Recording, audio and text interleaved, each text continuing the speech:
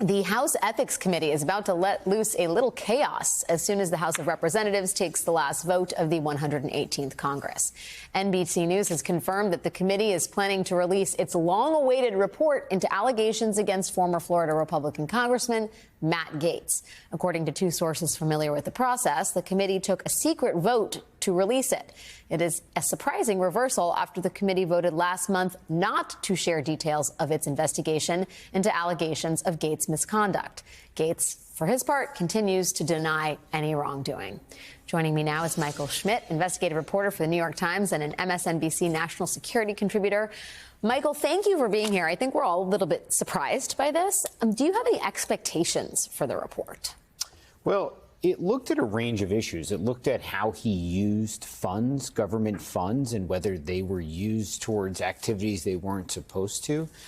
It looked at the allegations about the women, whether the allegations were true that he had had sex with a 17-year-old in exchange for money, whether he had had sex with other women. And the committee, it was just a few weeks ago we were reporting on this, the committee had obtained a lot of different documentation and testimony from key people that were in the room when these incidents allegedly happened. And the thing you have to remember about Gaetz is that Gaetz was never charged. The only stuff that we know about Gaetz comes from the case of Joel Greenberg, the Florida local tax collector who pled guilty, some statements that were made in relation to his case, but we never saw an indictment of Gaetz because he was never charged. We were never given an explanation by the department about why he wasn't charged. So what you would have in this document is probably the most authoritative report on Matt Gaetz' conduct ever created.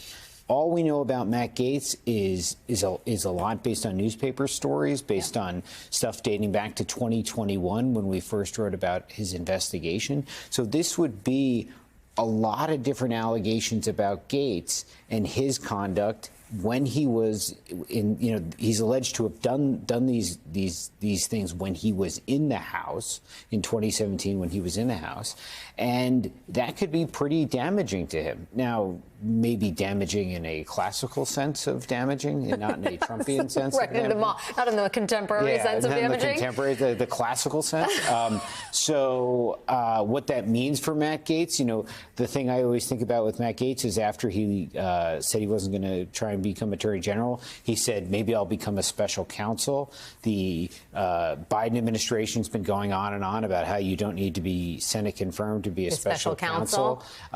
Someone like Matt Gaetz could probably get a lot more accomplished for Donald Trump as a special counsel than he and could. an OAN, One American News Network host and special counsel. Nobody's done it before. And a Cameo. The Cameo, isn't that the thing where you record? You can record messages for money? Yes, for money. Yeah, he does that too. Or he did that. It bears mentioning that this report seemed to I don't know if it was central, but it played a role in all the machinations around Gaetz, maybe even securing the Attorney General pick from Trump, right? I mean, there was strange timing as it concerned. This report was set to be released. Then all of a sudden, Trump makes this decision on Air Force One, taking a ride with Matt Gaetz, that he's going to announce Matt Gaetz as his pick for Attorney General. And then they don't vote to release Exactly. it. So we're in a different Matt Gaetz political world today than we were at that time, because he's no longer the nominee to be the Attorney General. Right, but some people read into the sort of flurry of action that prevented the report from being released as evidence that Matt Gaetz really didn't want the report to come out. That perhaps we have no idea if that's true or not. But Matt Gaetz certainly has been vociferous in his opposition to the allegations and his desire to have this thing released. That would be quite,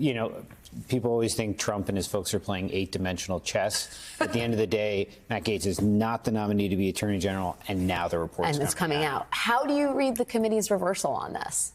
I don't know. I mean, Matt Gaetz doesn't have a lot of friends on both sides of the aisle. There is a lot of loyalty to Donald Trump, but Matt Gaetz is no longer the nominee. So there's less incentive to protect that nominee than there was before. So you think this is about Matt Gaetz and not Donald Trump? Well, I guess everything's about Donald Trump.